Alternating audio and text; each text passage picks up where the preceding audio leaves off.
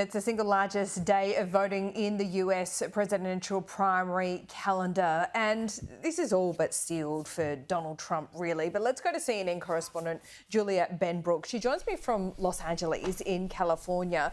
Julia, thanks so much for your time. California has the most delegates out for grabs on Super Tuesday. Can you tell us a little bit about where you are tonight?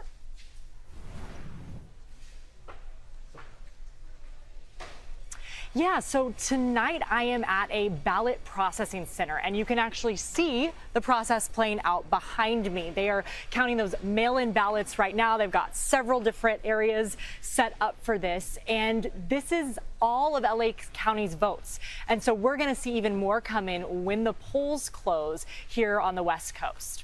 Okay, there in California, there is a key Senate race to fill as well for the late Senator Dianne Feinstein's seat. What are you watching there for?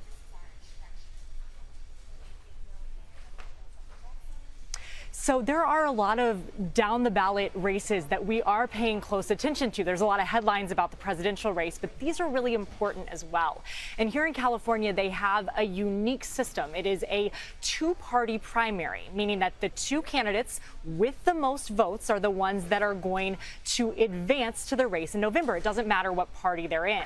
And there are some high-profile names here. We have 3 Democratic members of the House of Representatives, and then there's also a former LA Dodgers star. He's the most prominent Republican in this race. So depending on how this comes out, we could have your normal Democrat versus Republican in November, or we could have people choosing between which type of Democrat they want to see in this role. We could have a Democrat on Democrat battle, and that means the party is going to be spending a lot of money and kind of conflicted on who they're going to endorse and how they're going to go forward from there. Yeah, we know there is a lot of money in presidential elections, that's for sure. Every single election in America, to be frank, the midterms are the same. But Julia, I mean, we're looking at a rematch at this point. It's hard to see any other outcome here, but what do the results in California today tell us about where it's all heading?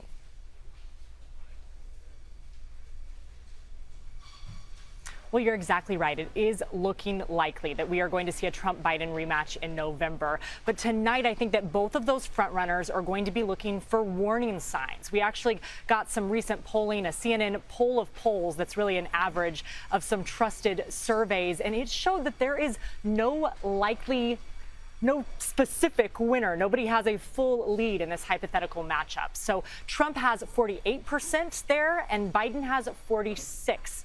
And so I know that they're going to be watching to see tonight, if there are areas where they're vulnerable, especially in some of those battleground states. In North Carolina, they're going to the polls as well. Okay, we've heard from Nikki Haley. She says, she's going to stick around, but they always say that until they don't. So it's interesting to see what happens after Super Tuesday. She's always said that, if she loses this race, this primary, that she'll eventually support Donald Trump. But in the meantime, she's stepped up her criticism of him. So where's she headed, do you think?